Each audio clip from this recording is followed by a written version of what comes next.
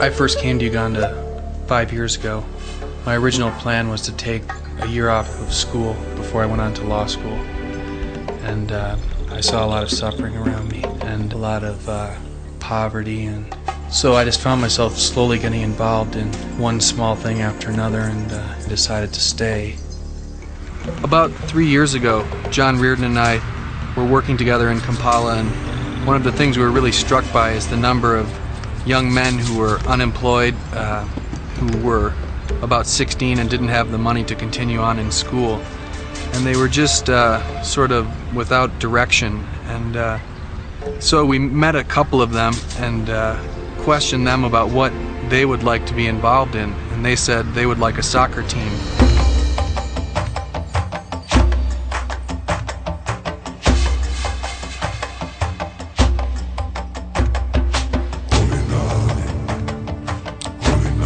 So we began a soccer team with those few boys and told them to bring their friends, and we would practice every day at such and such a time at a certain field. And that went on for a while, and soon the boys came and said they had their coach who they wanted us to meet. In Uganda you get to be sort of leery of these sort of situations, and so this man basically told us he would like to coach this team, and we shouldn't worry about paying him.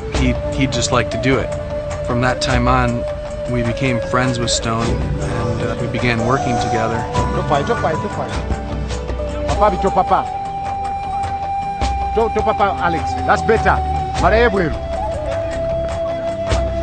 Stone began playing football in high school, and he was recognized as a really talented soccer player. And when he was about 18, he was picked up by his first professional team.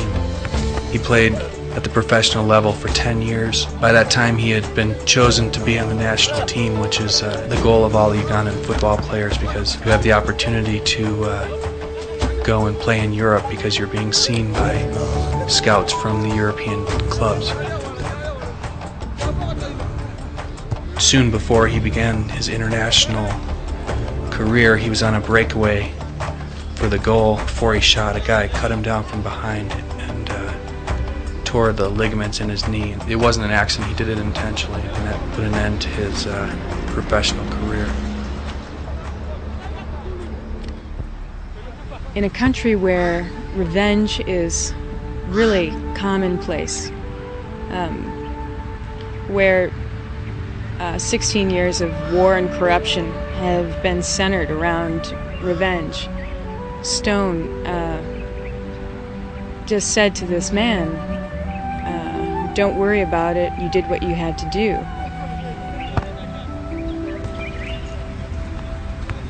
Stone's ability to forgive this man after pursuing a career for so long was really remarkable.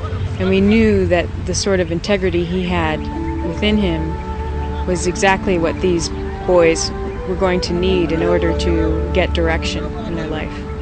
Some of these boys were druggists, some were pickpocketers, some were, let me say, wild boys. Just walk on the streets aimlessly, without direction at all. We look at these boys to give them sense of direction. And in this, we also try to give them some skills, then some resources, then a frame of mind, which can really help them in future. We just don't look at them as footballers for their future, but we want them to be good citizens.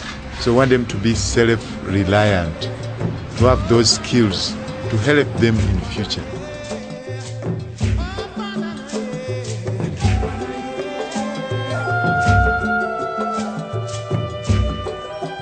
The boys that Stone started with were basically rejected by their family and their community as being, troublemakers and problem children.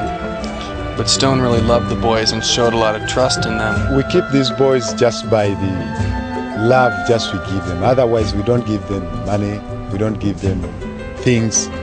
But they just come because they feel they're at home on the team. It is love that makes everything. You can never be happy unless you have love. So with that, we really work on that. That's the base of the team. It's love and forgiveness.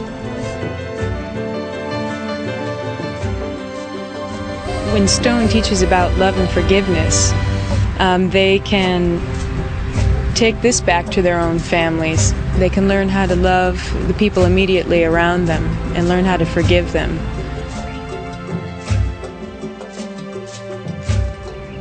A lot of the teaching of this principle is just shown by Stone's life. He lives in the same area as the boys. They know his wife, his children, the way he interacts with his family, and they see that he's actually living everything he's teaching. And so that's really the most powerful part of what he does, even more important than what he says. And I think his example really challenges the boys to be like him. Leadership isn't about being famous. So even though Stone may be affecting only a couple hundred people in his community, those couple hundred people will be affecting villages, and those villages will be affecting other villages.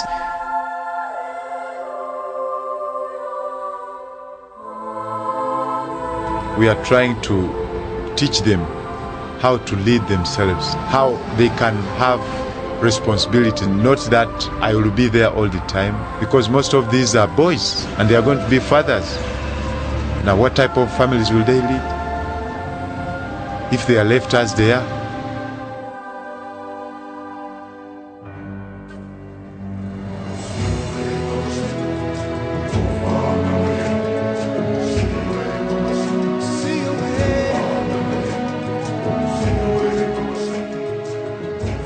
Try to tell these boys that there's nothing which you cannot do.